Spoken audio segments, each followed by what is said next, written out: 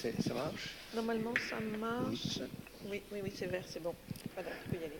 Oui, c'est avec grand plaisir que je vais introduire Damien Markham. D'autant plus que nous sommes dans le même laboratoire à Jussieu. Lui, il dirige une grosse équipe de recherche dans le calcul quantique. Et moi, je suis collaborateur bénévole dans le fond d'une équipe. C'est beaucoup moins glorieux que sa position. Alors, Damien est titulaire d'une thèse en information quantique. C'est un nouveau sujet, je pense. Il est chargé de recherche au CNRS et il dirige le laboratoire QI, enfin l'équipe QI au LIPSIS. Voilà.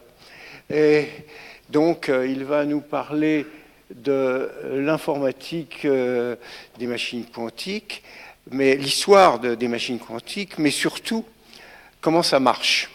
Parce que j'ai cherché déjà depuis longtemps à comprendre comment ça pouvait marcher, et à chaque coup, toutes les descriptions que j'ai trouvées, il y avait des trous, et des gros trous, qui fait qu'on ne comprenait pas comment ça pouvait tourner. Alors, j'ai soumis mes états d'âme et je pense qu'il va boucher ces trous. Voilà. Eh bien, écoutez, je laisse à Damien le soin de matérialiser. Bon. Voilà. Merci beaucoup, François, et merci, Isabelle, pour l'invitation. C'est un grand honneur d'être ici, dans un institut si bel et si prestigieux. Je vais essayer de faire les explications pour satisfier François, mais je ne suis pas sûr si je vais le faire, mais c'est pour vous à voir. Oui, donc, comme François a dit, je suis responsable de l'équipe informatique quantique à l'IPSIS, donc au JSU, là, où nous travaillons beaucoup de quelques sujets sur l'informatique quantique. Et je vais essayer d'expliquer un peu de l'histoire de l'informatique quantique et aussi un peu de comment ça marche et comment on peut comprendre les différences entre l'informatique classique et l'informatique quantique.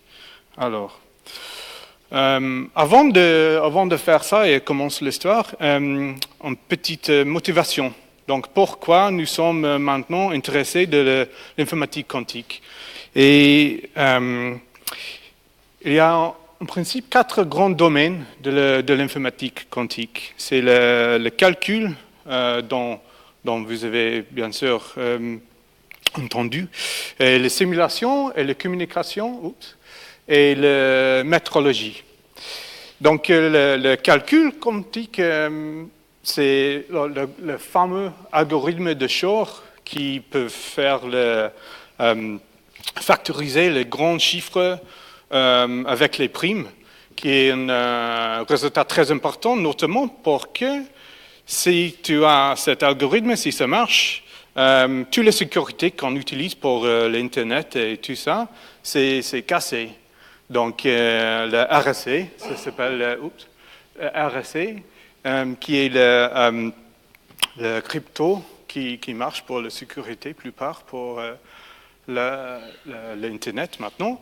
C'est basé sur la proposition que ce problème, c'est vraiment difficile pour un ordinateur classique.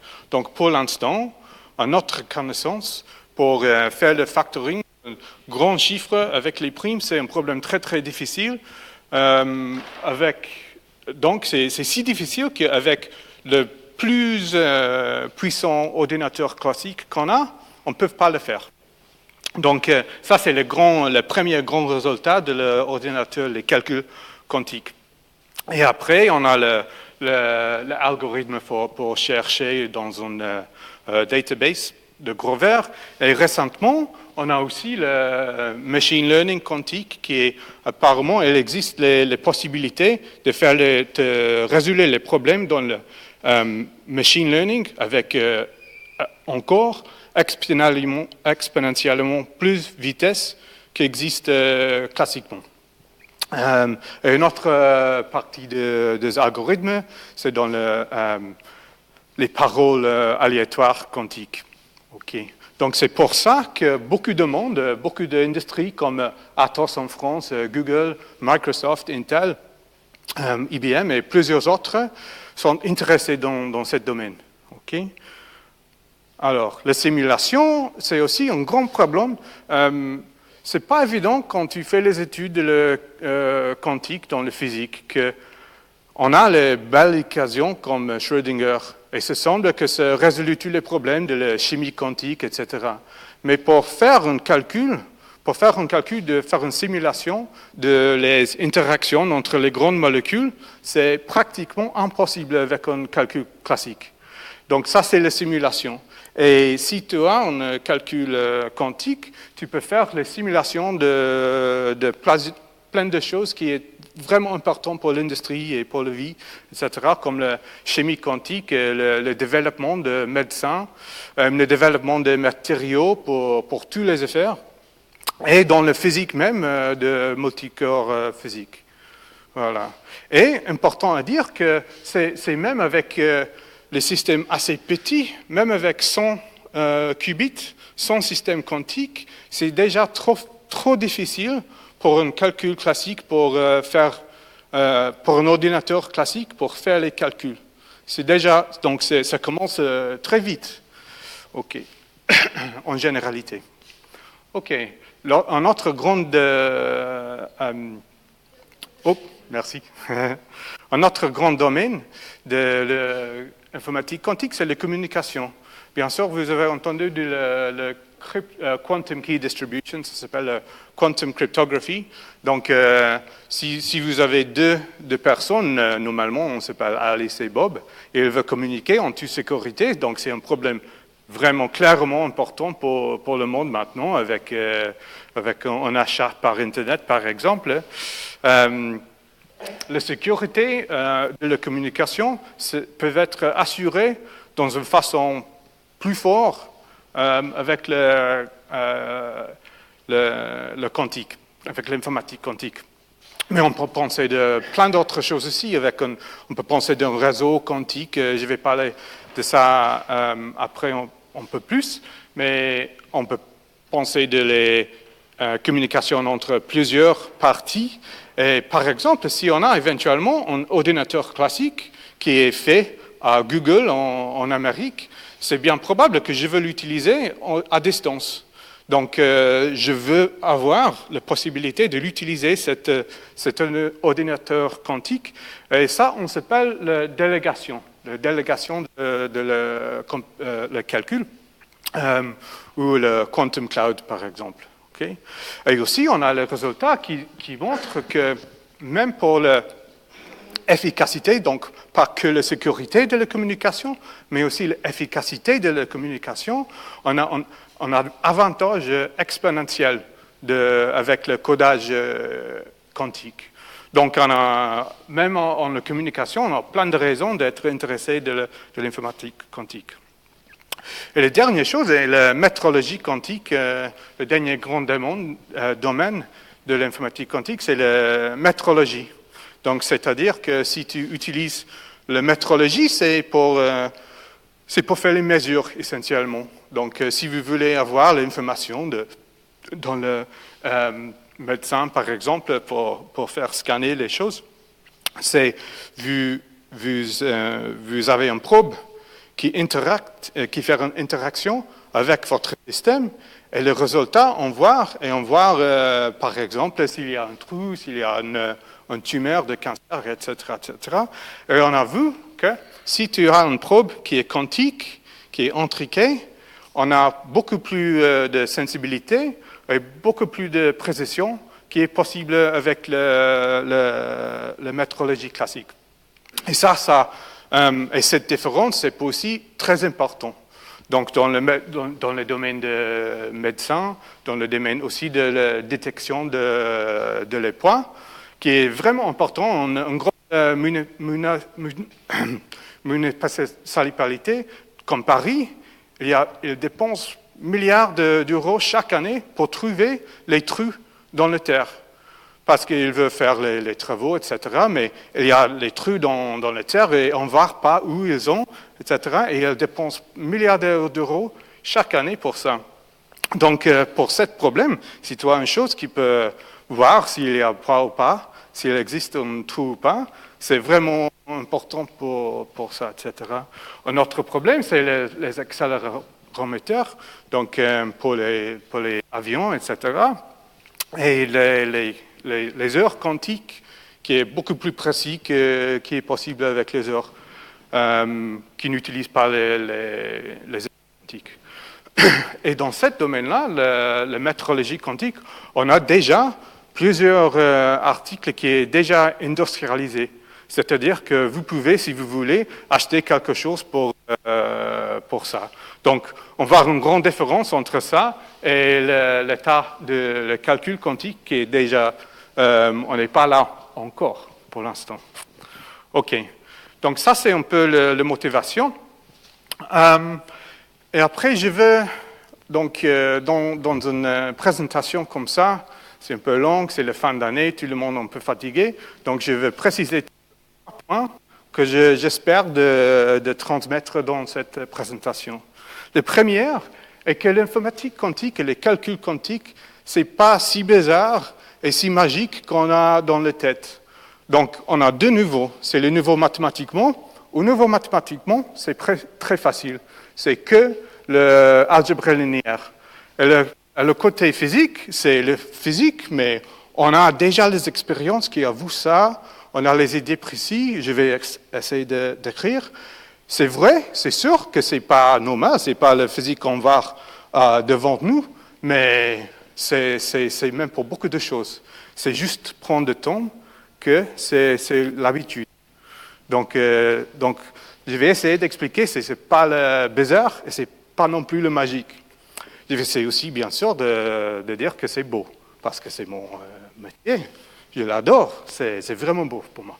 Et la dernière chose est que ce n'est pas que concernant l'ordinateur quantique.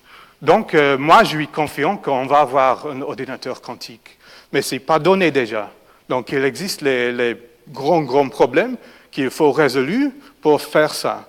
Même si on n'arrive pas, c'est déjà ce domaine d'informatique quantique, c'est dans beaucoup de choses, même au niveau technologie, c'est déjà intéressant. Donc, la dernière chose que je vais partir, c'est que ce n'est pas que l'ordinateur quantique. Voilà.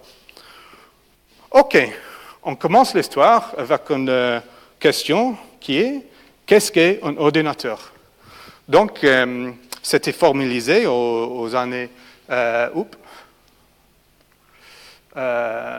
wrong direction. Voilà. C'était formalisé dans 1936 par Alan Turing avec le Turing Machine, qui formalisait tous le modèle pour un ordinateur classique, qui est essentiellement l'essence de ça, ça concerne les chaînes de bits et les traitements de les chaînes de bits. Et les traitements, on peut toujours décomposer les sets de portes, les petits traitements universels comme AND et NOT, par exemple, qui montrent là. Okay? Donc, clairement, il y a beaucoup plus de calcul classique que ça, mais ça, c'est l'essence de le modèle. Okay? Et après, au niveau technologie, ça a commencé avec les grandes choses, avec les 0 et les 1. C'est un trou dans une papier, etc. Et c'est utilisé jusqu'aux années 70, c'est impressionnant. Et après, c'est la charge dans un circuit. Et il y a beaucoup de travail au niveau technologie pour le faire plus petit et plus vite. Et on voit que la taille des transistors, le porte physique qui est le plus important, qui maintenant s'approche de les niveaux où les effets quantiques sont très présents. C'est-à-dire que les distances entre les filles utilisées pour le transistor sont si petites que les effets quantiques entre les deux filles sont présents. Donc, tu as le tunneling, etc.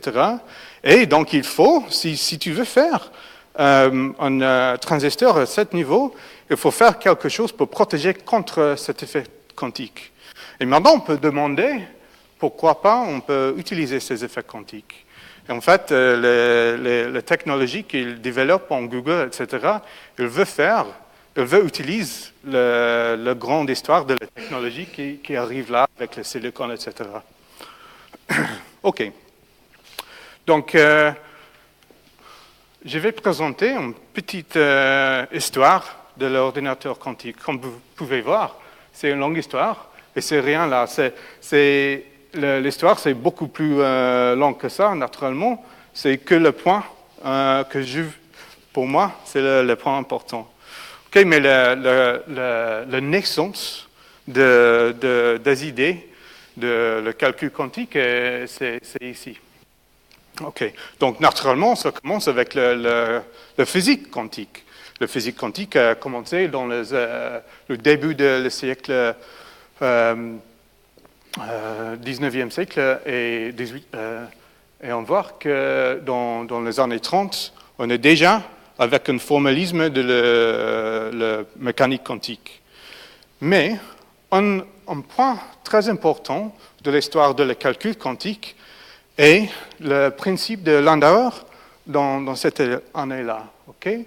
Et Landauer, il a remarqué que, donc avant ça, on a, comme j'ai dit déjà, on a la formalité de qu'est-ce qu'est un ordinateur dans les années 30, là. Et après,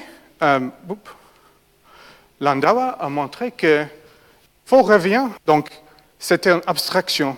Donc on voit un ordinateur comme un traitement de les bits et on ne pense pas de la physique dedans. Dans la physique dedans, c'est soit les cartes avec les trous ou c'est un transistor, c'est pas important au niveau de la théorie de calcul. Et Landauer, elle a dit non, c'est pas la vérité. En fait, le traitement de l'information, c'est aussi dépend de la physique. Parce qu'il a montré que de FIC, un bit, l'information plus petite, elle demande un minimum d'énergie. Donc, il y a un lien entre la physique de le dépensement d'énergie et le traitement de l'information. Donc, ce point-là, c'est un grand changement dans la tête de l'information. OK? Alors, après, donc quelques années après, à Levaux, donc à ma connaissance, le premier résultat qui a vu, il faut penser aussi de la physique quantique. Donc, si le traitement d'information dépend de la physique, il faut penser aussi de la physique quantique. Et qu'est-ce qu'est l'importance de ça? Et Olivo, il a dit qu'en fait, c'est un résultat un peu négatif. Il a dit que si tu veux utiliser le canot quantique, comme l'optique, comme la fibre optique, il faut penser les effets quantiques qui peuvent diminuer la capacité de ce canot. Et la raison est que vous avez dans le monde quantique les états différents, donc vraiment différents, on ne peut pas voir une mesure, on ne peut pas faire une mesure pour voir la différence entre les deux états. Et ça n'existe pas en principe en classique. En classique, si tu as deux chaînes de bits différents, on voit la différence, il existe la mesure pour faire, même physiquement. Mais en quantique, en principe, vous pouvez avoir deux qubits différents où on ne peut pas voir certainement qu'est-ce que tu as. Donc, c'est un vraiment important résultat qui dit que l'information dans le monde quantique, donc après Landauer, on voit que le traitement informatique, c'est important de penser de la physique. Et après, si tu pensais aussi de la quantique, c'est encore plus difficile. Donc, c'est un point négatif. Elle dit que si vous avez les effets quantiques, il faut faire attention. C'est comme j'ai dit pour les transistors, s'ils sont si proches d'un autre, c'est difficile. OK. Donc, la première fois qu'on a pensé dans une forme positive de l'informatique quantique, de le traitement de l'information dans un monde quantique, c'est par Richard Feynman dans les années 80, au début des années 80. Et ça, c'était vraiment beau. Bon, il pense très, très beau, il a les très, très bonnes paroles. Mais elle a pensé toujours, même comme on a commencé, dans le sujet de la simulation. Il a noté, parce que Richard Feynman est physicien de grand standing, qui a fait il a donné le quantum chromodynamics et le travail, beaucoup de quantum field theory, et il a vu clairement que si vous faites simuler ce modèle de la mécanique quantique, c'est très difficile pour un ordinateur classique. Et il a dit qu'il faut penser plus. Il faut penser plus parce que le monde, il n'est pas classique, c'est quantique. Donc si vous voulez faire une simulation d'un système quantique avec efficacité, il faut avoir un ordinateur quantique. Donc c'est à peu près la première fois qu'on a pensé de l'idée, l'informatique dans le domaine quantique, dans une image positive. Et quelques années après, avec David Deutsch et Andrew Yao, ils ont formalisé un modèle d'un ordinateur quantique. Donc après Feynman, il a dit que oui, ça doit être intéressant d'avoir un ordinateur quantique, mais ce n'est pas un modèle formel comme le modèle de Turing. Et c'était ça le résultat de David Deutsch et Andrew Yao qui a formalisé ce modèle. Donc vous avez une Turing Machine, version quantique, et vous avez un modèle de porte quantique. Et on peut voir, on peut faire les mêmes comme le monde classique. On peut voir qu'Andrew Yao a démontré que les deux modèles sont le même modèle en termes de qu'est-ce qu'on peut faire avec eux. Et avec ça, maintenant, vous pouvez penser de les algorithmes, vous pouvez penser de l'efficacité, de la complexité et tout ça. Donc maintenant, on a un modèle formel où on peut commencer de voir qu'est-ce qu'un ordinateur quantique, est-ce que c'est mieux d'un ordinateur classique. Donc clairement, on pense que oui, c'est mieux. Et après, c'est le début des algorithmes quantiques. Donc le premier algorithme était par encore David Deutsch avec Richard Josar, c'est un problème très spécifique, mais ils ont montré que vous avez une vitesse exponentiellement plus vite que ce qu'on peut faire avec un ordinateur classique à notre connaissance. Mais ce problème, c'était un peu bizarre, c'est pas très utile, on peut dire. Donc le grand résultat de Shor est de faire un nouveau algorithme qui est basé sur les idées de Deutsch. Mais le problème là, c'est super important. Comme j'ai dit, c'est avec ça, c'est toute la sécurité qu'on utilise pour acheter quelque chose d'Amazon. C'est basé sur le RSA, qui est cassé avec le chose algorithme. Donc il a dit, on a cet algorithme qui est exponentiellement plus vite que ce qu'on a avec un ordinateur classique, qui est très fort et très important. J'ai vu une présentation par Seth Lloyd où il s'appelle l'algorithme de Shor le Suicide App. Parce que si éventuellement on a un ordinateur quantique, on n'utilise jamais encore le RSA. Donc l'utilisation pour l'algorithme de Shor, c'est si vous utilisez, c'est pas utilisable encore après. Donc comme ça, c'est le Suicide App. Mais bon, c'est les choses impressionnantes qu'on a, les problèmes réels où on a cette speed-up exponentielle. Après, c'est le fameux algorithme de Lovegrover pour chercher dans une database. Donc, les trois algorithmes-là, c'était le début de le domaine calcul quantique. Il y a plein d'autres algorithmes qui arrivaient après, pour la plupart très liés avec les algorithmes-là. Mais dans les intérims, on a aussi les deux grands résultats pour le nouveau type des idées dans le calcul quantique. Le premier est dans l'année 1996, Seth Lloyd a montré que cette idée de Richard Feynman, c'est bien possible. Donc, si vous avez un ordinateur quantique dans le modèle de Deutsch et Yao, vous pouvez faire la simulation universelle. Donc, n'importe quel système quantique vous voulez simuler, il existe un algorithme pour le simuler. Donc, finalement, cette idée de Feynman était réalisée en théorie. Et après, dans les derniers 10 ans, il y a beaucoup de travail, beaucoup de motivation, beaucoup d'énergie sur le sujet de la quantum machine learning.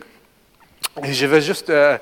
donc, dans cette année de 2008, Aram Harrow, Hasadim et Seth Lloyd ont montré que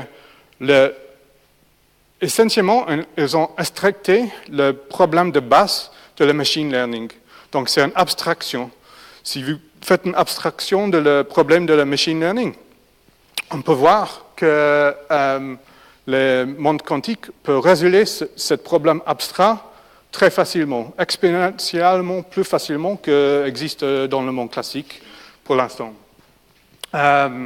Mais le problème avec le machine learning quantique est qu'on cherche encore une réalisation de ça. Donc, un problème abstrait, c'est un peu la même situation qu'avec les premiers algorithmes.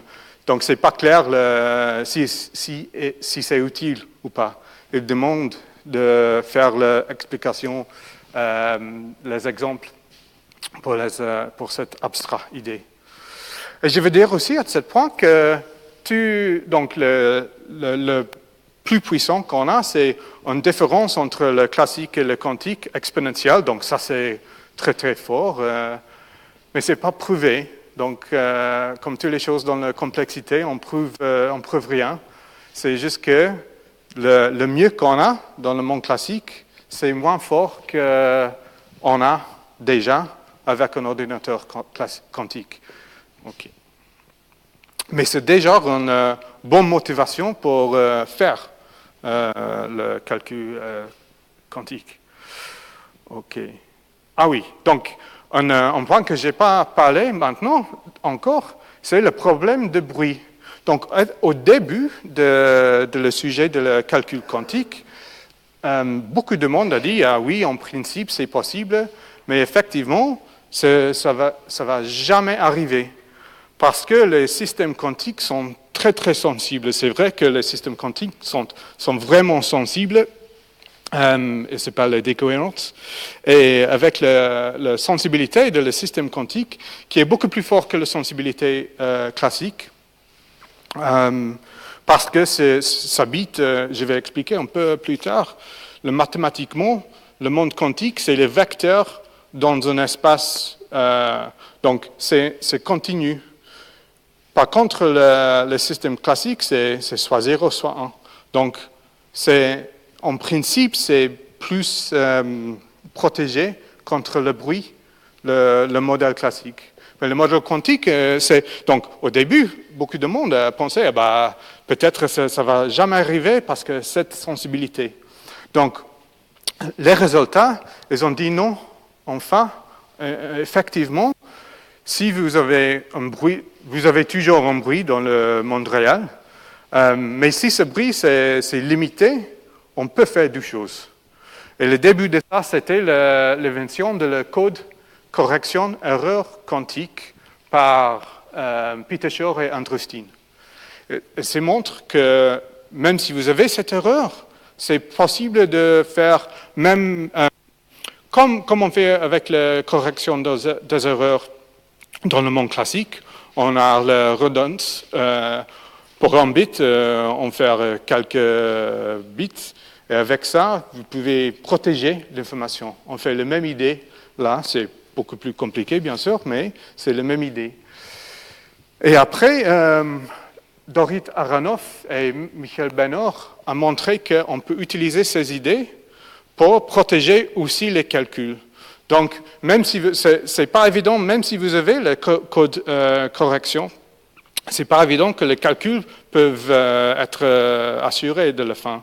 Parce que si les erreurs augmentent plus vite que la protection, c'est pas possible. Donc, l'importance de ces résultats-là, il dit que les erreurs augmentent moins vite que la protection. Donc, si vous avez les systèmes avec le bruit qui est moins qu'une certaine valeur, qui s'appelle le threshold, le fault tolerance threshold, vous pouvez avoir un ordinateur quantique. Voilà. Et depuis ça, il y a plusieurs travaux pour trouver le plus efficace, de minimiser cette valeur, le threshold. Et récemment, par exemple, notre collègue Omar Fawzi, Antoine Grospier et Anthony Leverrier, ils ont montré que c'est possible de faire le fault tolerance, on s'appelle le fault tolerance, avec un Qt qui est constant. Et ça, c'est important. Donc, c'est-à-dire que cette histoire de le bruit, on a une bonne réponse. Voilà. OK, donc après ça, il y a beaucoup de travail pour faire les calculs quantiques. Donc, il y a une longue histoire de comment on peut le faire. Mais l'état d'art maintenant, je vais dire aussi que la liste là, c'est par tous les systèmes. Maintenant, il y a beaucoup de laboratoires dans les universités, mais aussi dans l'industrie et les startups qui essaient de faire un ordinateur quantique. Et l'état d'art, c'est entre 50 et 80 qubits qu'on a maintenant. Et ces chiffres, c'est déjà intéressant. Parce que, comme j'ai dit avant, si vous avez 100 qubits, c'est déjà impossible pour un ordinateur classique pour faire une simulation de 100 qubits dans toute la généralité. Donc, bien sûr, si vous avez un cas particulier, on peut le faire, mais pour tous les possibles traitements de 100 qubits, ce n'est pas possible pour un ordinateur classique. Donc, on est presque là. Donc, c'est-à-dire que si on continue avec ça, bientôt, on va avoir quelque chose qu'on ne peut pas simuler avec un calcul classique. Mais pour l'instant, on n'a pas démontré quelque chose qui est mieux que classique. Mais ça va arriver normalement dans le domaine, on pense que ça va arriver dans quelques ans. Donc, dans les 2-3 ans, on va voir un exemplaire de 200 qubits qui montre quelque chose qui n'est pas possible avec un ordinateur classique.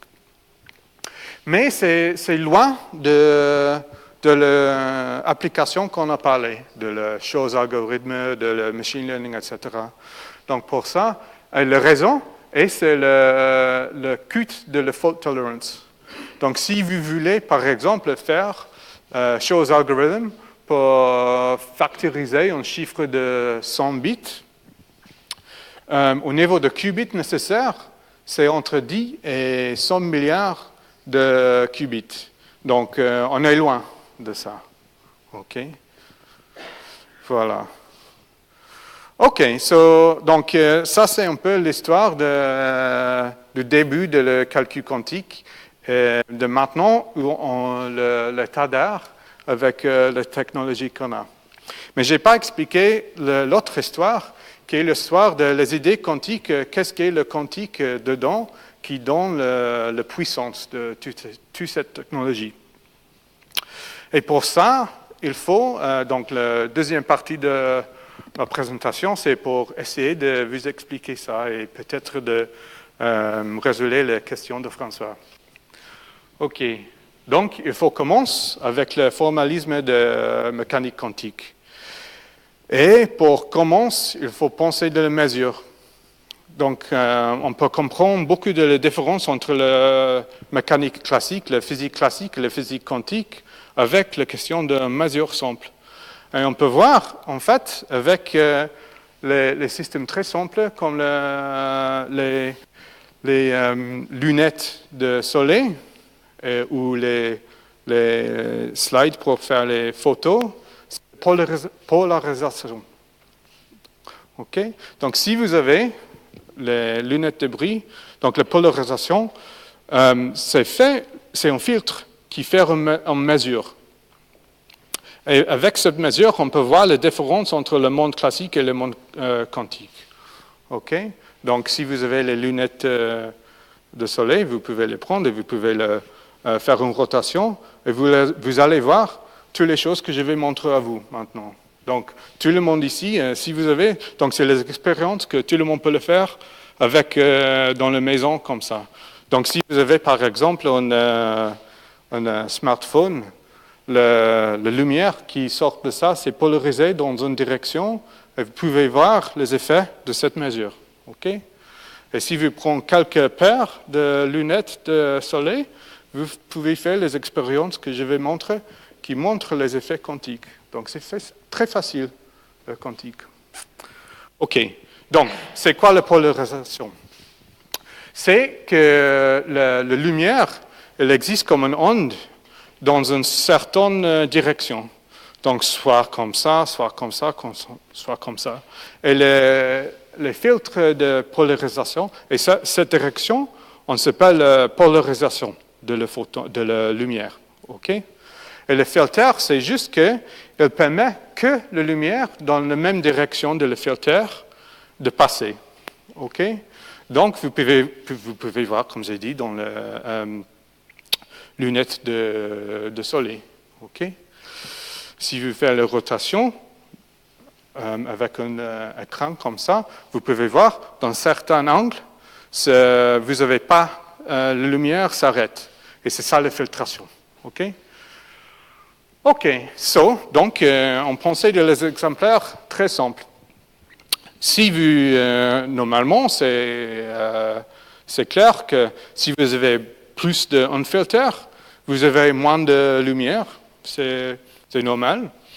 Et en particulier, si vous avez des filtres dans les angles perpendiculaires d'entre eux, vous n'avez aucune lumière qui sort dans le deuxième. OK? Donc, la première chose très bizarre quantique est, si vous faites un autre filtre entre les deux, vous avez la lumière. Donc ça, c'est bizarre. Si vous pensez comme filtre, c'est bizarre. Et ça, avant de ça, j'ai dit une chose qui est cette idée, pour que vous avez un peu de langage de le quantique, cette idée que quand vous avez une mesure, une deuxième mesure, qui est fait le résultat d'un autre, on s'appelle incompatibility. Donc, par exemple, si vous n'avez pas le premier filtre, le deuxième filtre, il a la lumière qui passe. Donc, si vous avez une situation avec une mesure, si vous faites une mesure différente avant, si on change le résultat de la mesure, on dit dans le monde quantique, c'est une incompatibility de les deux mesures. Bon, voilà. On revient de la question de le monde quantique. Donc, comme j'ai dit, si vous avez deux filtres comme ça, perpendiculaires entre eux, vous n'avez aucune lumière. Mais dans le monde quantique, si vous mettez un troisième filtre entre eux, vous avez la lumière. OK? Donc, c'est ça l'idée. Et vous pouvez voir, même avec les trois filtres là, si vous voulez. Vous pouvez faire même avec vos lunettes de soleil. Donc, c'est une expérience qui marche pour tout le monde très facilement. OK? Et ça, cette idée, bon, si vous prenez la description de le filtre, comme j'ai dit, il n'a pas un analogue classique. Donc, vous pouvez expliquer cet exemple avec electromagnetic field, avec les équations de Maxwell. Vous pouvez expliquer cet exemple. Mais si vous prenez les photons individuels, cette explication ne marche pas. OK? Donc, ça, c'est maintenant le niveau quantique. Donc, vous pouvez voir avec les lunettes de soleil, vous pouvez voir cet effet. cet effet, mais pour voir les effets dans les niveaux de photons uniques, c'est un peu plus difficile. Donc c'est pour ça qu'on a les expériences dans le laboratoire physique. Mais voilà. OK. Donc si vous pensez maintenant, donc on pensait de cet effet, si vous pensez de cette description avec les particules des photons, et il faut faire ça, donc on comprend que lumière, c'est une particule, c'est clair. Si vous faites ça, ça ne marche pas, c'est bizarre. Donc, comment on peut comprendre cette histoire là? Et la réponse de la mécanique quantique est que ce résultat, c'est probabiliste. Okay? Donc, si tu as un photon qui arrive dans la mesure, dans le filtre, soit se passe, soit se passe pas, et le résultat est probabilistique, c'est aléatoire. Okay? Donc, avec une probabilité, ça passe, avec une autre probabilité, ça ne passe pas. Et ça, et vous pouvez suivre les calculs, et je vais montrer dans quelques instants, les maths, c'est très simple. On a le calcul pour faire ça, et c'est très simple. Vous pouvez mettre le calcul et vous pouvez voir qu'il existe une probabilité qui n'est pas zéro de passer dans le dernier filtre là avec le troisième dans le centre. Okay? Donc, le mécanisme quantique, c'est consistant, ça marche, c'est bon. Mais, ça pose un problème avec à propos de la physique classique. Donc, c'est quoi le propriétaire de ces photons? Donc, si vous voyez le monde comme les photons, c'est quoi le propriétaire? Soit se passe, soit se passe pas. Et ça, c'est le début de l'histoire de l'APR paradoxe. Okay? Donc, l'APR paradoxe, c'est le début de beaucoup d'idées qui arrivent pour l'informatique quantique. Alors, le paradoxe d'Einstein-Podolsky-Rosen. L'idée est que cette probabilité, c'est quelque chose de très bizarre pour le monde classique. Donc, dans toute la physique avant, si vous avez connaissance de toutes les situations avant, tout est déterminisme. Il n'y a rien aléatoire. Donc, par exemple, dans la physique statistique, donc on a la probabilité dans la physique classique, c'est sûr. Mais si on a, ce n'est pas le même type de probabilité d'aléatoire qui existe dans le monde quantique. C'est ça l'importance ici. Okay? Donc, dans le monde classique, si vous avez connaissance, vous pouvez penser dans une boîte avec le gaz dedans. C'est l'exemplaire standard pour la physique statistique. Okay? Vous avez le gaz dans une boîte et vous voulez savoir qu'est-ce qu'est la pression sur le côté, c'est quoi la force, le presseur dans le mur de la boîte. Et si vous avez connaissance de toutes les positions, tous les momentum, de toutes les particules, vous pouvez en principe le calculer. Okay? Mais en physique, pratiquement, ce n'est pas possible. Donc c'est pour ça qu'on utilise les probabilités dans le monde classique, dans la physique classique. Donc, dans le monde classique, tout l'aléatoire, toute la probabilité vient de le fait qu'on n'a pas toute la connaissance de toute l'information. Donc, c'est le manque d'information qui donne la probabilité dans la physique classique. Et donc, on peut penser, est-ce que c'est la même situation pour le quantique? Donc, est-ce qu'il y a les propriétaires de les photons qui veut dire si ça passe ou si ça ne passe pas, qu'il n'y en a pas dans la physique classique, comme dans le thermodynamics. Si vous voyez les équations de la thermodynamique, on a la probabilité, on l'utilise et ça marche, c'est très utile, blablabla, mais ce n'est pas tout. Si vous ouvrez la boîte et vous voyez toutes les particules, vous pouvez faire sans l'aléatoire. Donc, la question de Einstein-Podolsky-Rosen est, est-ce que c'est le même cas pour l'aléatoire quantique? OK?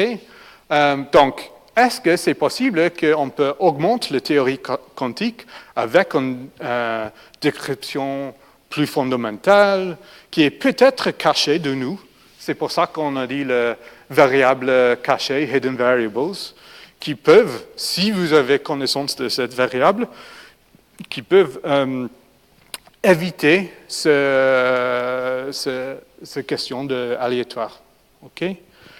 Donc, c'était ça la proposition d'Einstein, Podolsky, Rosen. Ils ont dit il faut augmenter la théorie quantique avec une autre théorie plus fondamentale. Et finalement, c'était prouvé maintenant dans les expériences que ce n'est pas le cas. Et c'est ici qu'on peut comprendre. Donc, s'il existe, on peut revenir sur l'exemple-là. S'il existe quelque chose qui fixait la question, donc la question au niveau de mesure maintenant est si le photon passe ou passe pas dans le filtre. Okay? Donc, est-ce qu'il y a une variable cachée peut-être qui peuvent être attribuées dans un photon qui va décider cette question? Okay? Donc, on peut penser de ça. OK, donc, par exemple, vous avez quelque chose caché qui dit, ah oui, ça va passer si le filtre est comme ça, et ça va être absorbé si le filtre est horizontal. OK? Donc, peut-être il existe la physique plus fondamentale qui décide ça. C'est juste que c'est caché pour moi, donc j'ai aucune idée, donc je donne une probabilité de ça. Voilà. Et donc, si c'est le cas, ça ne marche pas pour encore la question d'un filtre dans l'intérim. Parce que si tu n'en as pas le filtre, soit ça passe, soit ça ne passe pas. Okay? Ce n'est pas important si le photon est absorbé là. Donc, si le photon est absorbé là, d'avoir un autre filtre entre eux, ça ne change pas le variable caché. Okay? Donc, cet exemple-là, au niveau de les particules, on voit que l'idée d'une variable cachée, c'est donc pas le résultat qu'on a avec la physique classique, physique quantique, pardon. Donc, voilà, OK. Mais il y a une subtilité de cet argument que j'ai passer très vite parce que c'est plus facile, et que dans cet argument, on pense que cette valeur-là, le absorbé, pas absorbé, c'est fixé au début, mais peut-être c'est changé là. Peut-être si vous avez un filtre là, ça change l'idée. Donc, et c'est ça l'idée de le théorème de Bell. Là, vous avez les deux photons, un qui est passé en laboratoire et l'autre qui est passé dans un autre laboratoire, peut-être très, très, très loin. Dans les dernières années, par exemple, ils ont fait les intrications, les photons intriqués entre un satellite et une station dans la mer, dans la Terre, c'est impressionnant. Donc, ils peuvent être très loin. Et là, avec cette idée, vous pouvez passer cet argument de si ça change avec le troisième filtre. Pas. Donc, je n'entrerai pas dans le détail de ça, mais c'est ça l'idée de la Bell's Theorem. Et dans les années récentes, donc c'est une longue histoire de cette question de l'aléatoire quantique et la fortement différence entre l'aléatoire classique et quantique qui était finalement démontrée que dans le 2015. Okay? Donc, c'est une longue histoire. Mais voilà, on est là maintenant. Donc, maintenant, on a les expériences qui démontraient que l'aléatoire quantique, c'est fondamentalement différent que l'aléatoire classique qui est dû à la manque d'information. Okay? Donc, l'aléatoire quantique, c'est pas que ça. OK. OK, donc, bon, j'ai dit que C'est peut-être le cas, mais ça semble d'être un peu bizarre. Et j'ai dit qu'on peut calculer ça, mais comment ça arrive? J'ai dit au début que ce n'est pas le bizarre, ce n'est pas le magique. Donc, en réponse de ça, je veux dire, donc, on a le côté physique que j'ai démontré, et le côté mathématique, c'est très facile en fait. C'est que l'algèbre linéaire. Donc, tout le monde dans le lycée, il peut faire les calculs pour cette expérience. Je vous assure parce que j'ai les fait avec eux quelquefois. OK, donc, donc les mesures, c'est que vous avez un vecteur dans un espace complexe, mais c'est un espace linéaire. Et les mesures, c'est fait par projection. Donc, ça s'appelle, donc, si vous avez un vecteur comme ça, il faut juste voir le montant de le vecteur dans cette direction et se dire si ça passe ou pas. Donc, c'est ça le calcul, c'est super facile, c'est juste, donc je veux juste dire que le calcul, c'est simplement l'algèbre linéaire. Donc, c'est facile, c'est pas le magique, voilà. OK? OK, bon, d'accord, c'est pas le magique, mathématiquement, c'est très, donc, il y a deux choses, c'est précis, donc, le modèle, c'est bien clair, et c'est pas compliqué de faire les calculs. Donc, si vous voulez vérifier ce que j'ai dit là, au niveau de la polarisation, vous pouvez le faire, c'est très facile. Mais, OK, après, qu'est-ce qu'on peut faire avec ça? C'est une autre question. Donc, pour ça, j'ai vu montrer un petit jeu qui s'appelle le Paris Mermin Magic Square. Donc, c'est un petit jeu. Donc, maintenant, vous pouvez essayer de résoudre ce problème si vous voulez. Donc, l'idée est, vous avez un grid comme ça, avec toit par toit, et il faut remplir avec soit plus 1, soit minus 1. OK? Et il faut satisfier certaines conditions. Et les conditions est que quand vous prenez une row comme ça, quand tu multiplies tous les toits, donc il faut que la multiplication donne plus 1. Et pour cette colonne, plus 1 aussi. Mais pour ça, c'est moins 1. OK? Donc, vous pouvez essayer, on commence avec les plus et les minus. Donc, j'ai un minus en 1, donc je vais mettre un minus là, et j'essaie de remplir tout le reste. Ah, je vois que ça ne marche pas pour celui-ci. OK? Donc, cette proposition, ne gagne pas. OK? Clairement, parce que si je prends le produit de l'étoile là, c'est minus 1, ça ne marche pas. OK? On peut essayer une autre solution avec plus de minus. Et on voit, OK, ça ne marche pas aussi. Finalement, quand je prends tous les produits, c'est plus. OK? Et qu'est-ce que vous pensez? J'imagine que vous savez que ce n'est pas possible, mais est-ce que quelqu'un voit pourquoi ce n'est pas possible? En fait, la preuve, c'est très facile. Donc, il y a une contradiction. Si vous voulez prendre le produit de toutes les parties, donc de tous les neuf entrées, vous pouvez simplement prendre le produit de les colonnes ou le produit de les rows. Et on n'a pas une égalité. Donc, c'est clair que ce n'est pas possible. OK? Mais, dans le monde quantique, on peut le faire. Donc, ça montre ici qu'on a en question un petit jeu où on a les constraints qui est possible de satisfier avec les systèmes quantiques qu'on ne peut pas satisfier avec les bits classiques. OK? Et physiquement, c'est le même. L'origine de ça, c'est aussi ce que j'ai dit avant. OK? Donc, c'est parce que la probabilité dans le monde quantique, c'est pas une question de connaissance, c'est vraiment différent. Et dans le linguiste de langage, le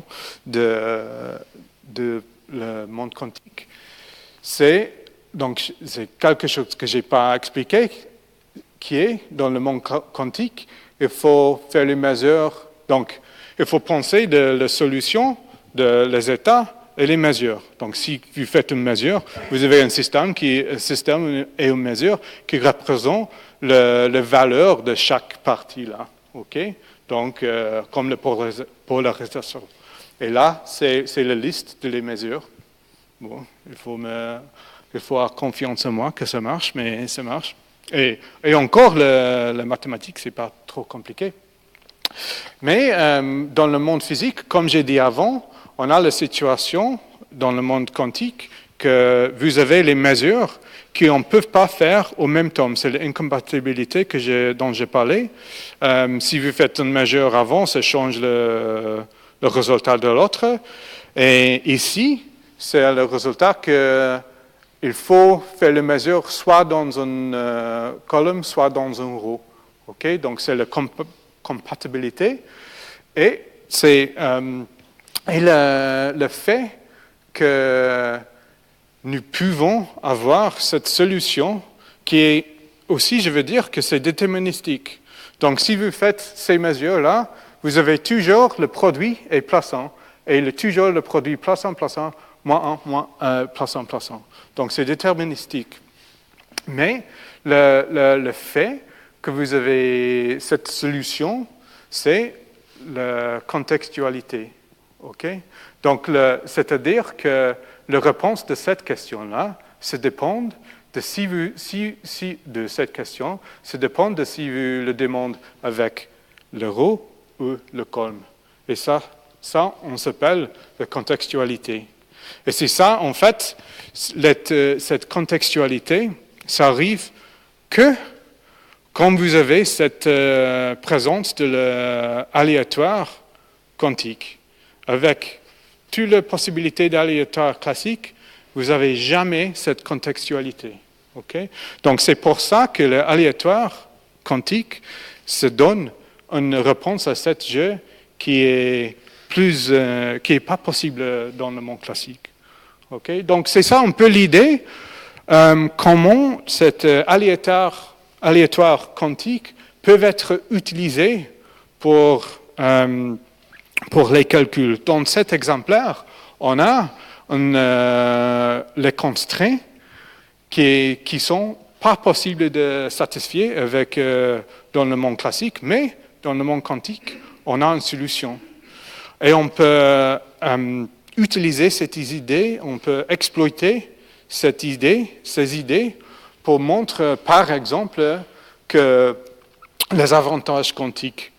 Par exemple, récemment, l'année dernière, nos collègues ont montré que si vous avez un circuit quantique avec une taille fixée, donc on n'a pas plus de certain nombre de portes, vous pouvez avoir les constraints qui sont satisfaits avec les résultats qui n'est pas possible du tout avec un circuit classique d'une taille fixée. Okay?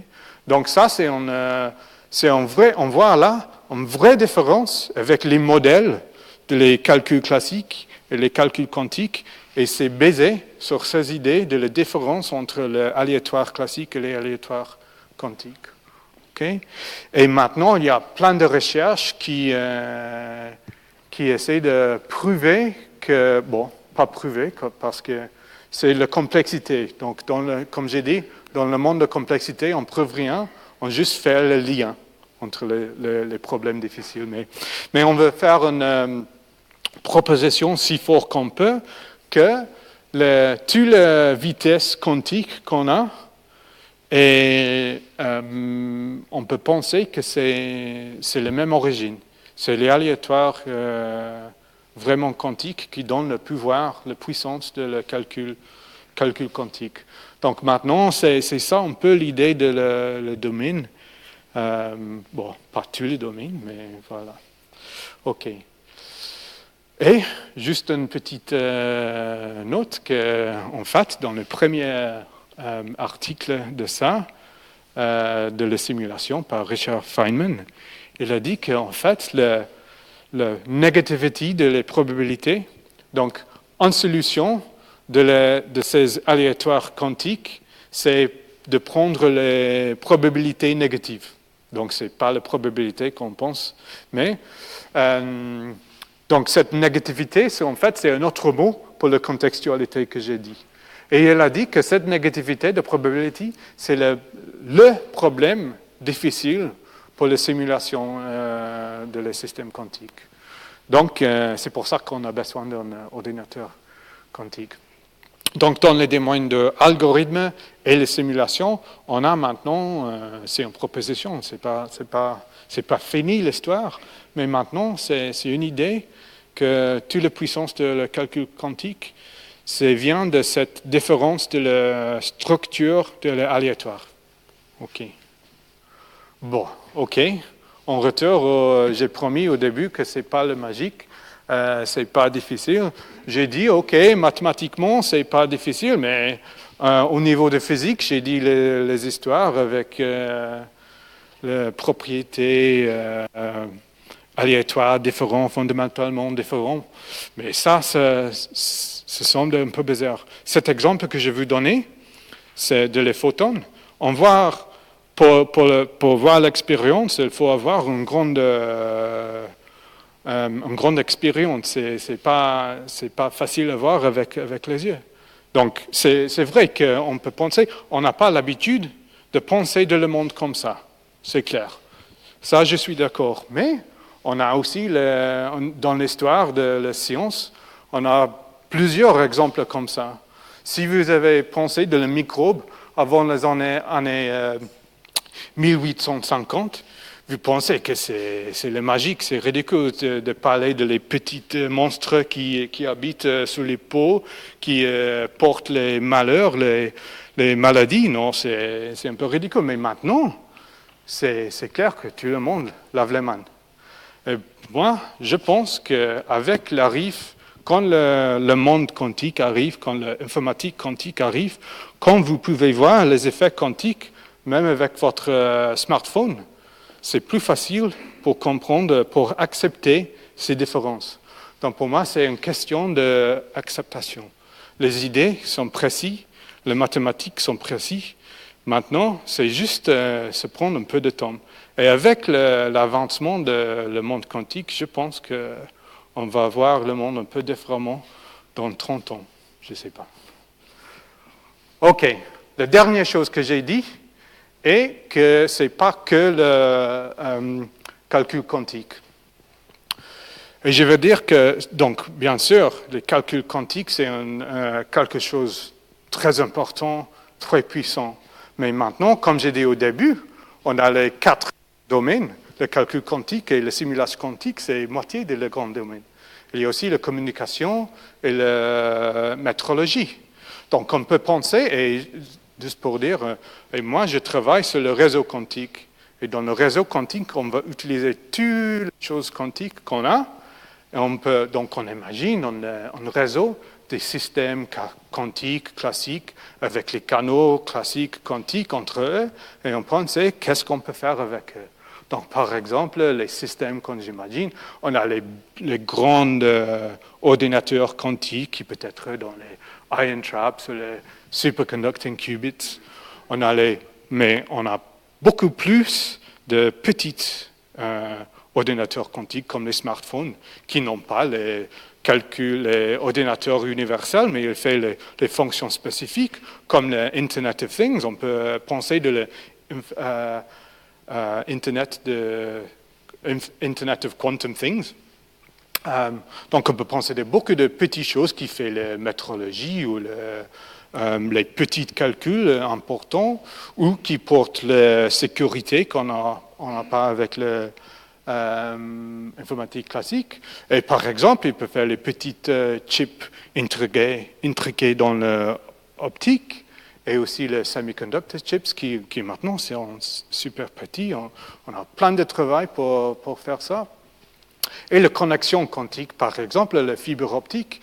Et il y a 1 an, 2 ans, en Chine, ils ont montré un satellite qui a fait la communication quantique entre le satellite et la Terre et entre 2 points avec plusieurs de mille kilomètres entre. Donc maintenant, nous sommes au niveau de technologie dans un domaine où on a accès de ça, et on peut penser qu'est-ce qu'on peut faire avec ça. Qu'est-ce qu'on peut faire? On a la sécurité de communication, on a l'efficacité de communication que j'ai parlé, on a la délégation de calcul quantique. Donc si éventuellement Google ou quelqu'un d'autre, ou Delft ou peut-être le COA, faire un ordinateur quantique, on peut utiliser comme le Quantum Cloud, avec ce réseau quantique. On peut aussi penser de métrologie distribuée, soit soit déléguée dans ce réseau. Donc on a maintenant on a une grande vision de cette futur avec un réseau quantique. Il y a les liens entre Paris et Londres et tout le monde, où on peut réaliser ça, et éventuellement, on ne trouve pas que le monde quantique, c'est pas si magique. OK.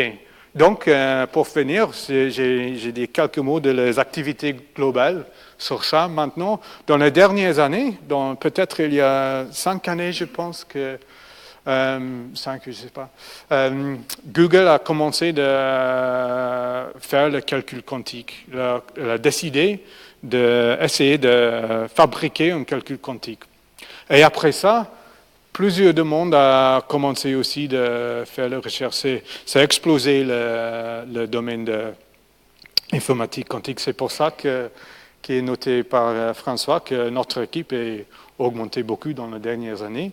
Parce que dans le monde, il y a beaucoup d'activités, beaucoup de travail sur l'informatique quantique. Parce que le premier, c'est super, et on est presque là au niveau de technologie. Donc maintenant, on voit dans ce domaine, c'est une grande étape entre la recherche fondamentale et la technologie. Et pour moi, c'est aussi beau parce que on a en même temps encore les questions fondamentales, comme la différence entre l'aléatoire quantique et classique, qui a maintenant les effets dans l'industrie pour le sensing, pour la métrologie, pour la communication, etc. Donc il y a beaucoup de travail au niveau national. En France, il y a le ANR, il y a les projets que pour le quantique maintenant, en Grande-Bretagne, en Hollande, en Allemagne, en Chine, presque tous les pays maintenant ont les projets que pour l'informatique quantique. Il y a les centres dédiés pour l'informatique quantique. Par exemple, ici, nous avons initialisé un centre qui s'appelle le Paris Center for Quantum Computing, qui fédéralisait quelques équipes dans la région Paris, dans la physique, dans la mathématique, dans l'informatique et aussi dans l'ingénierie. Et aussi à Singapour et Waterloo et Delft.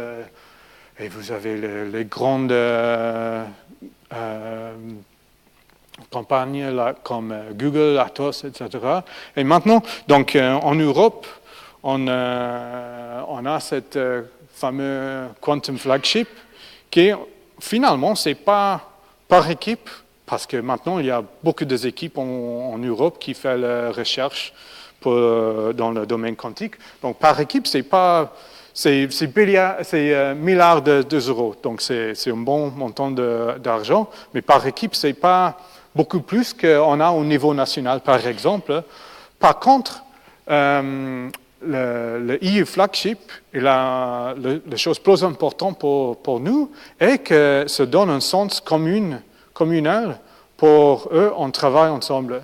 Et par exemple, nous sommes dans un projet flagship de Quantum Intellect Alliance, où on travaille avec plusieurs collègues dans l'Europe, dans l'université, mais aussi dans l'industrie comme ACP.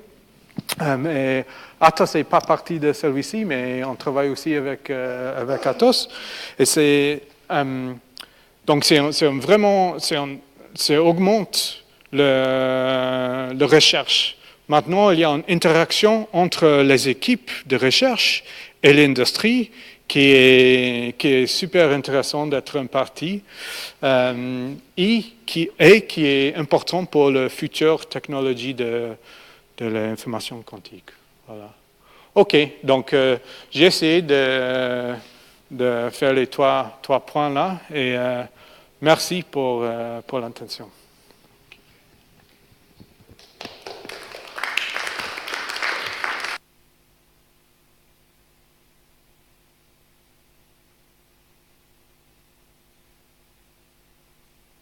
On va passer à quelques questions si vous en avez. Oui.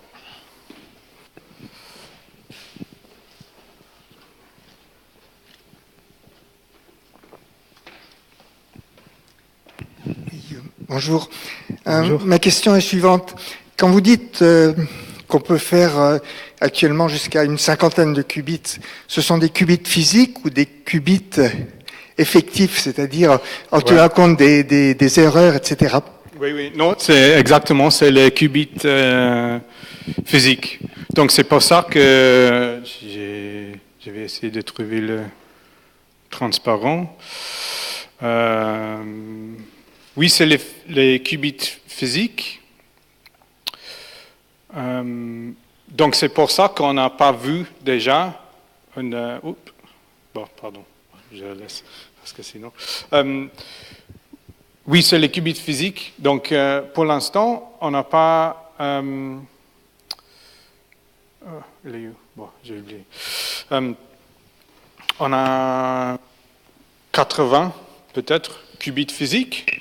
Et on commence d'essayer de trouver... C'est vrai que pour avoir 80 qubits logiques, il faut avoir, comme j'ai dit, c'est entre 10 et 100 milliards de qubits physiques. Donc c'est une grande différence, c'est pour ça c'est ça le fault tolerance. Donc il y a un grand... pour faire ça, c'est clair qu'il faut avoir un grand changement de technologie, on a beaucoup de travail à faire pour ça, mais c'est pas clair donc on veut maintenant démontrer une différence entre une puissance de le calcul classique, une différence entre la puissance calcul classique et quantique, et c'est pas clair que pour ça on a besoin de le fault tolerance. Donc, on espère, on a quelques idées, on a quelques propositions pour montrer une différence, même si on a le bruit qui n'est pas protégé. C'est plutôt les types de problèmes comme la simulation et le sampling problem.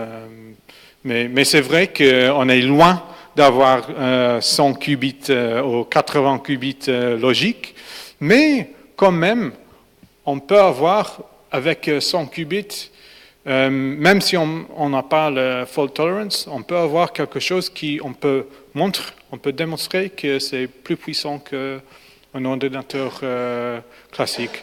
C'est ça qu'on s'appelle le benchmark. Donc, le grand but maintenant de Google et tous les autres est pour faire un benchmark qui montre la puissance. Et ça, il faut pas. Donc, l'idée est qu'il ne faut pas attendre jusqu'à 10 milliards de qubits. En principe, on peut le faire dans les prochaines années, normalement. On va voir, mais... Ouais.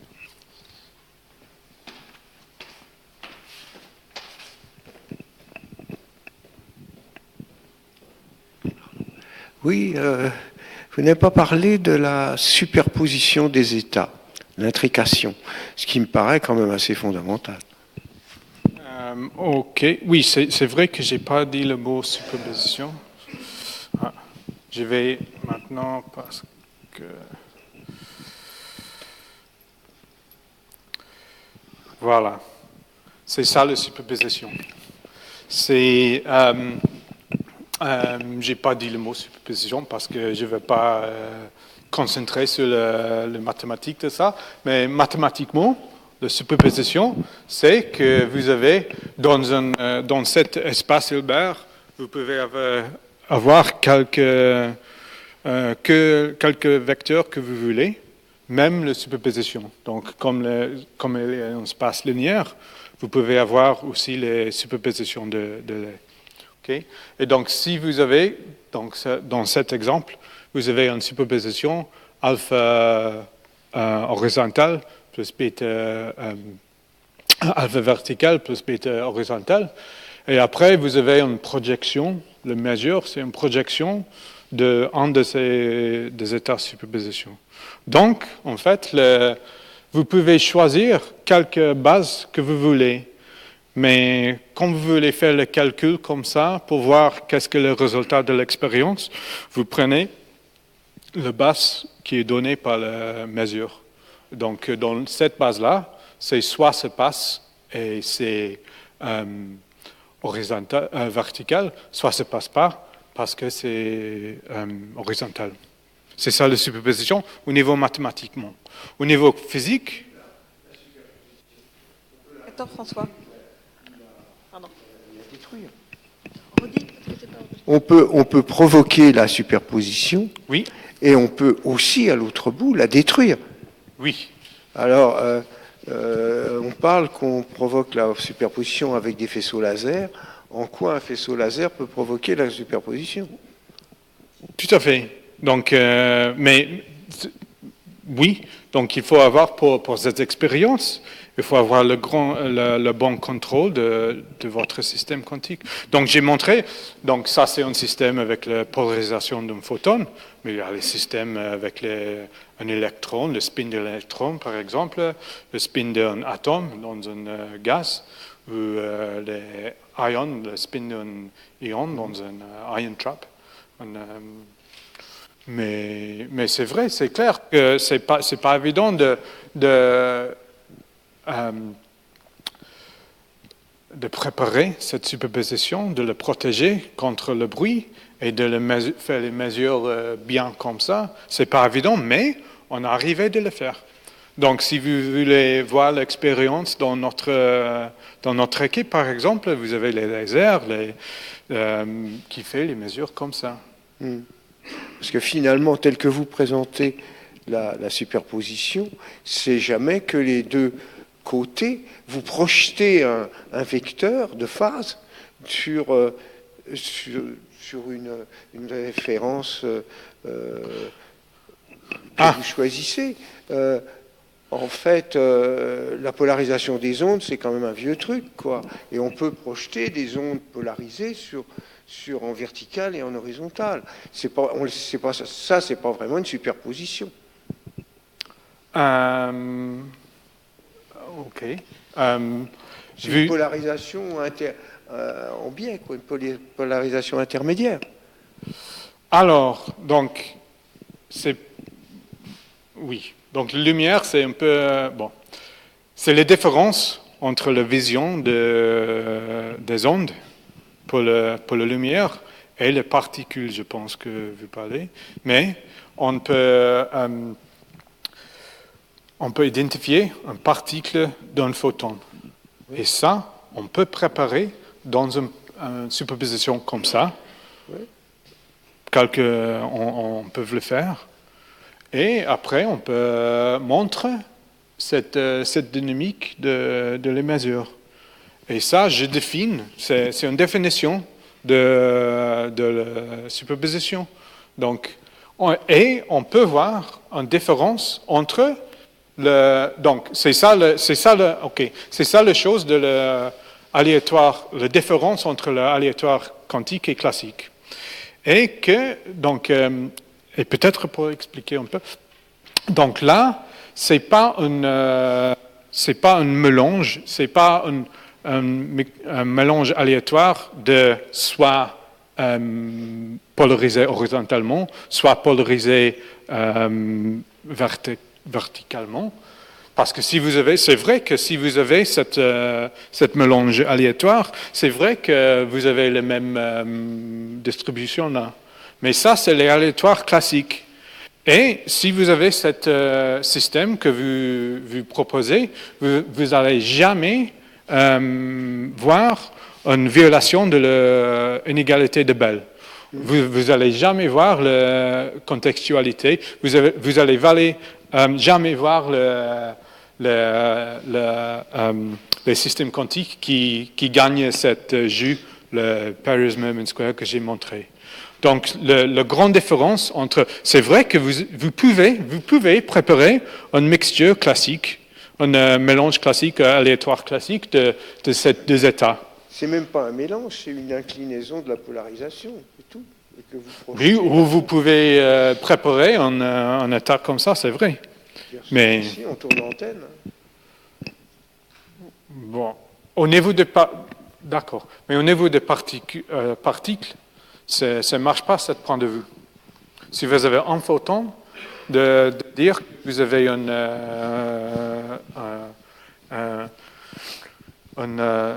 onde électromagnétique, ça ne marche pas.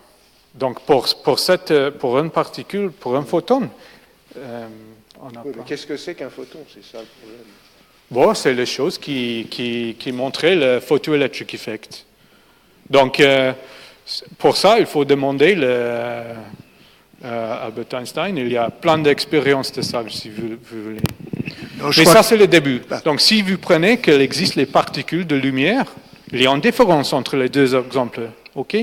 Et si vous n'acceptez pas, je vous pouvez proposer des expériences pour vous de voir. Mais c'est pas pour rien qu'on parle de la particule wave-particle duality. C'est parce qu'on a des expériences qui montrent que la lumière, elle existe comme une particle. Par exemple, le photoelectric effect. Ouais. Oui. Non, je crois que pour bien expliquer la différence entre la polarisation d'une onde et la polarisation d'un photon, c'est la chose suivante. Si on vous envoie une lumière laser polarisée, mais dont vous ne connaissez pas la polarisation, il y a des techniques bien, avec des filtres, etc., qui vous permettent de déterminer la polarisation de cette lumière laser. Si on vous envoie un photon unique polarisé, par principe, vous n'avez aucune technique pour déterminer sa polarisation. Bon, très bien, je suis absolument d'accord. Comment? Non, c'est pas. Non, c'est. Si c'était vrai, la mécanique quantique. Oui. Oui. Bon, on a le choix. Soit on accepte la mécanique quantique, soit on n'accepte pas. Mais toutes les expériences qu'on a, pour l'instant, c'est d'accord avec et les expériences de Bell que j'ai parlé il y a 2 ans. C'est important parce que cette explication-là, c'est aussi la même idée, si j'ai bien compris, que si vous voulez savoir la polarisation d'un laser classique, c'est possible. C'est possible parce que si vous avez les probabilités là, c'est la probabilité classique. Si vous voulez savoir la polarisation d'un photon quantique, c'est pas possible parce que c'est... Pardonnez-moi, je voudrais poser une question stupide. Comment est-ce qu'on programme un ordinateur quantique? C'est une bonne question, c'est pas stupide du tout. C'est une très bonne question. Alors, donc, on a...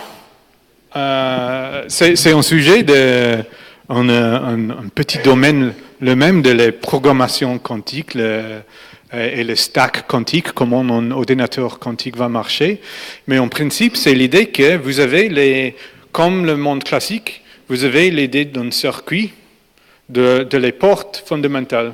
Donc, dans le domaine classique, si vous avez un AND, OR et NOT, pardon, c'est tout que vous avez besoin. Vous pouvez décomposer tous les algorithmes dans ça. OK, on a le même pour le monde quantique. Vous avez 4 portes qui sont universelles. C'est-à-dire que tous les algorithmes sont... Donc ça, c'est le début. Tous les algorithmes que vous avez, vous pouvez décomposer comme ça. Donc, si vous voulez programmer un ordinateur, il faut juste donner les commandes. Maintenant, faites cette porte. Maintenant, faites cette porte. OK? Donc, c'est clair ou... Bon, donc, alors, pour un physicien, comment on peut programmer un ordinateur quantique. La première question est comment vous pouvez être assuré que c'est fait l'algorithme que vous voulez. Et pour ça, vous donne une liste des commandes. Vous pouvez, si vous voulez, l'écrire comme une Turing Machine quantique, si vous voulez, mais dans l'image de le modèle circuit, pour moi, c'est plus facile. Vous avez les portes, et vous mettez cette porte, et après cette porte, et après, avec une collection de toutes les portes, vous avez un résultat qui est le résultat de l'algorithme. Donc après ça, c'est seulement une question comment pour traduire, comment pour vous organiser, comment pour organiser l'écriture de l'algorithme. Et donc vous avez un algorithme qui dit fais ça, fais ça, fais ça, mais après la traduction jusqu'au faire cette porte, faire cette porte, faire cette porte, faire cette porte. Donc c'est pas évident. Donc cette question, beaucoup de monde travaille sur cette question. On a quelques langages programmation quantique qui existent maintenant. Par exemple, à IBM, il travaille et Microsoft. Il a ce langage, mais aussi en France, Benoît Valégrand, par exemple, il travaille aussi sur les langages pour la programmation. Mais, donc, la première réponse est qu'il existe une réponse. La deuxième réponse est qu'en principe, c'est pas très différent que la question classique, parce que quand on écrit un algorithme, on écrit quelque chose de classique. Donc, c'est les instructions classiques que vous donnent à votre système quantique. Donc, vous avez vous pouvez aussi penser d'un stack de questions. Donc, au niveau bas, vous avez votre système quantique. Et vous donnez les commandes, vous faites ça, supporte celui-ci, et après, ça supporte celui-ci. Et si vous avez confiance à la mécanique quantique, après vous avez la vitesse importante, etc. Donc il existe les programming language, les langages programmation quantique. C'est le début, parce que avant, j'ai pas parlé de ça, c'est vrai, mais au début on a quelques algorithmes, mais maintenant quand on veut construire un ordinateur quantique, vraiment, il faut penser de ces questions. Donc, comment on fait les commandes avec le système plus efficace, c'est vraiment important. Et c'est un grand domaine de recherche maintenant qui en fait. Je sais pas si C'était exactement ma question. Alors maintenant, vous avez répondu. Est-ce que vous avez des lectures à nous recommander sur ce que sont les langages futurs? Parce que ça fait quand même quelques décennies que si un bit est à 1, on fait une chose, et si est à 0, on fait autre chose. Donc, et comme quand on nous explique l'ordinateur quantique, on commence par dire le qubit, ça peut être à 0, à 1 ou les deux. Donc, maintenant, il y a plusieurs. Vous demandez d'une référence, peut-être. Bon, la référence globale, c'est le Nielsen and Chang. C'est le textbook de le domaine. Mais c'est vrai que c'est plutôt pour les chercheurs. Et aussi, c'est un peu vieux maintenant. C'était écrit dans l'année 2000, je pense. C'est une bonne question parce qu'il y a plusieurs références dans la science populaire pour ça. Nous avons écrit, il y a les articles dans le magasin Recherche qui donnent un grand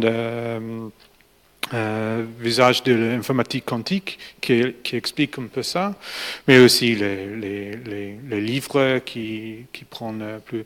Mais maintenant, de mon tête, parce qu'en fait, pour la question, par exemple, de la programmation, c'est encore un grand sujet de la recherche. Donc maintenant, je pense que il n'existe pas un livre de ça, par exemple, mais il y a beaucoup de blogs par les chercheurs qui sont très intéressants. Par exemple, le blog de Matt Liefer ou de Scott Aronson qui explique un peu les idées. Mais bon, je peux les chercher pour vous après, mais maintenant j'ai un peu Si vous avez effectivement quelques références à me donner, à ce moment-là, je les mettrai sur le site. Ok, D'accord. très bien. Je vais Merci. chercher ça. D'autres questions?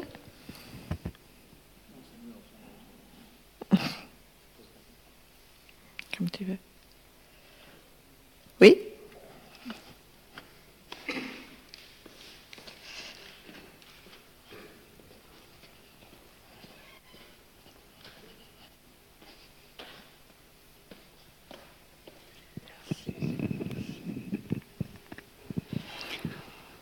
Et que pensez-vous de l'approche de Microsoft basée sur les fermions de Majorana?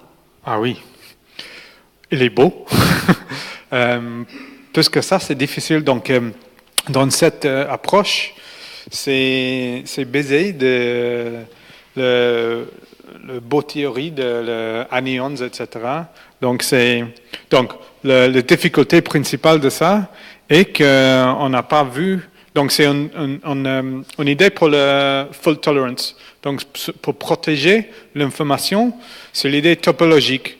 Donc, l'idée de la topologie, c'est que les effets dits locaux ne sont pas les vrais effets. Donc, si vous avez un codage qui est topologique, par exemple, les petits bruits, ce n'est pas d'effet. Donc, c'est ça le lien avec la topologie. Et cette idée, c'est pour faire aussi les calculs protégés par cette topologie. Et le calcul pour faire ça, c'est quelque chose qui s'appelle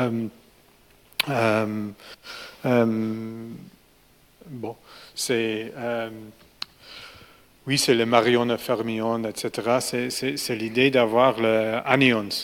C'est avoir un effet parce que dans la physique quantique, vous avez les bosons et les fermions, et c'est une question de la symétrie.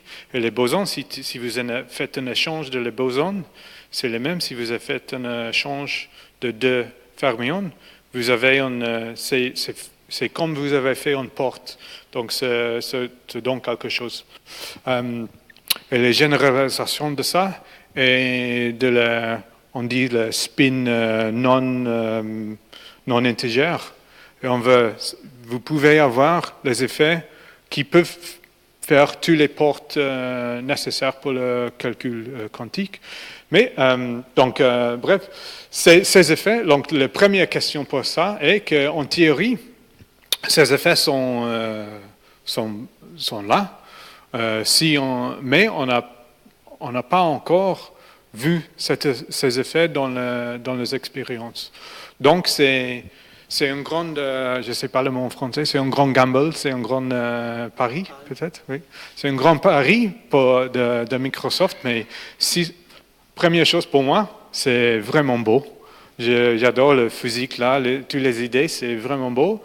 Et si ça marche, c'est bon parce que, comme j'ai dit avant, pour avoir 100 qubits logiques, il faut avoir 10 milliards de qubits physiques. Et pour ça, il faut avoir un grand... on ne voit pas maintenant comment on peut réaliser ça. Donc, cette idée de Microsoft, c'est beau. Et si ça marche, c'est peut-être la différence, je ne sais pas. Donc, mais c'est clair que c'est beau. Et les chercheurs là, ils sont très sérieux. C'est simplement beau ce qu'ils font. Même si ça ne marche pas comme un ordinateur, le contrôle quantique qu'ils ont développé, c'est impressionnant. Donc, moi, je suis pas je suis théoréticien. Donc, pour moi, je peux écrire les choses et dire, ça marche. Mais on n'a pas vu cet effet, donc c'est tout à voir, mais c'est beau. Sympa. Oui.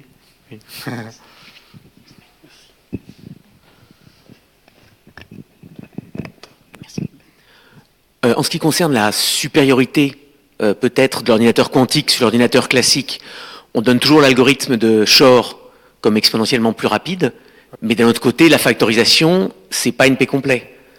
Donc, oui. Ça serait un problème peut-être, mais oui. si on part du principe que P est différent de NP, est-ce qu'il y aurait, ou est-ce qu'on pense qu'on pourrait avoir un algorithme quantique exponentiellement plus rapide pour un problème NP complet, qui là montrerait vraiment que c'est plus efficace de manière théorique sur tous ces problèmes? Donc, pour l'instant, on n'a pas cet exemplaire. On a les exemplaires dans le monde de sampling, qui est moins fort parce que qui n'est pas le lien avec la complexité standard de NP, P, etc. C'est pas si évident. Mais avec cet exemplaire, on peut montrer mathématiquement que si vous avez un ordinateur classique qui fait la même chose, vous avez les hiérarchies de la complexité se basent jusqu'au 3e niveau. Et ça, c'est quelque chose pour les informaticiens qui est en quoi pas. Donc la première chose est que vous avez raison, les exemplaires comme Shor, c'est pas une évidence que c'est pas possible avec un calcul classique, mais on a les autres exemplaires qui montrent que si vous avez un ordinateur classique qui peut le faire, on a les implications qu'on ne croit pas. Et c'est peut-être le plus qu'on peut faire. Donc, je pense, je ne travaille pas sur la complexité vraiment, mais ce que je comprends est que on ne pense pas d'avoir un algorithme qui est probablement NP complet et oui, exactement. Parce que si vous avez un algorithme comme là, ça va. L'implication est que P est égal il y a une différence entre P et BP.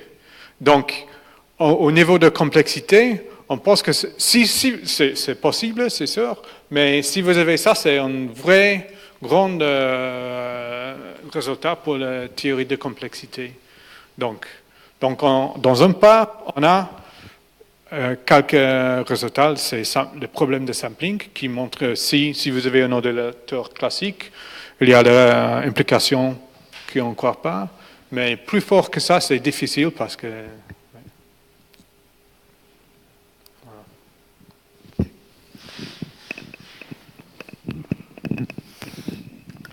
Oui, ce que je voudrais dire, c'est, sans rentrer dans tous ces détails, on nous demande souvent, mais dites-moi ce que c'est que cet ordinateur quantique qui nous promet monts et miracles.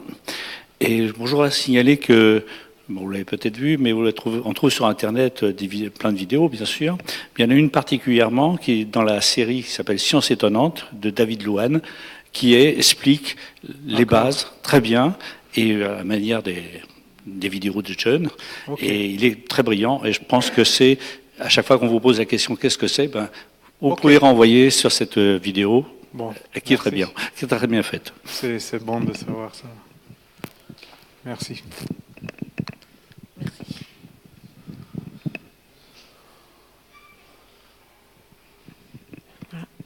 D'autres questions?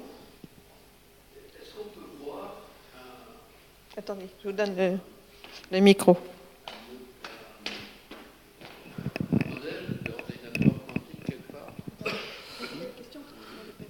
Je dis, moi, je suis un sceptique tactile. Et donc, où est-ce que je peux voir quelque chose qui ressemble à un ordinateur quantique? Ça dépend de quel niveau vous voulez voir. Alors,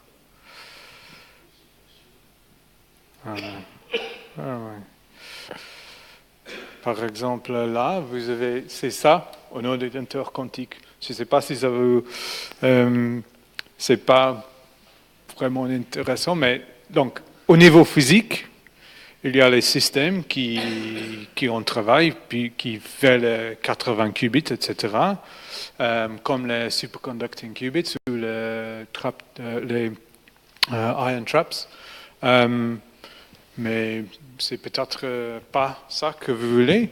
Mais comme un modèle, mathématiquement, je peux l'écrire comme on a écrit le modèle circuit pour le calcul classique. On peut faire les mêmes choses. C'est juste que les portes, vous avez les portes classiques ou les portes quantiques, et les entrées des portes, c'est pas un bit qui entre, c'est pas un bit, c'est un qubit qui entre. Mais on a un modèle comme ça, et c'est ce modèle qu'on utilise pour parler de la complexité, pour parler de les algorithmes, pour tout ça. Donc c'est bien formalisé maintenant avec les résultats de Deutsch et Yao. C'est ça le modèle mathématique d'un ordinateur quantique. Et ça, c'est pas difficile à écrire, c'est pas le stylo, mais c'est comme le monde classique. Vous avez, comme le modèle classique circuit, vous avez les filles, vous avez les portes, et on écrit tout ça, et vous avez la traduction entre ça et calcul physique en bas. Donc chaque porte, vous avez par exemple dans le système superconducting, une porte a une correspondance physique. Donc il faut trouver cette correspondance, et c'est ça le modèle physique que vous utilisez. Mais comme dans le monde classique, vous avez plusieurs façons de faire une machine de Turing ou un modèle circuit dans les systèmes vraiment différents physiques, avec soit les trous dans les cartes, soit les charges électroniques dans un circuit. Donc voilà, c'est le même pour le monde quantique. Vous avez un modèle mathématique, vous avez quelques systèmes différents pour le faire en physique. Il y a Atos a annoncé qu'il commercialise un simulateur de machine quantique. Donc oui. S'il y a un simulateur, il y a certainement comment le programmer et tout ça. Ça vaut le coup d'avoir la notice de ce simulateur. Atos, hein, c'est celui qui a acheté Bull. Oui. C'est pas le seul.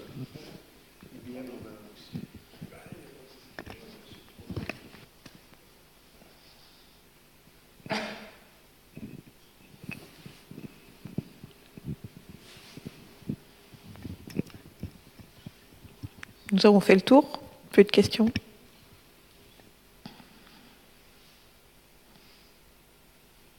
Voilà. On va s'arrêter là alors. Merci beaucoup. Merci Monsieur Markham.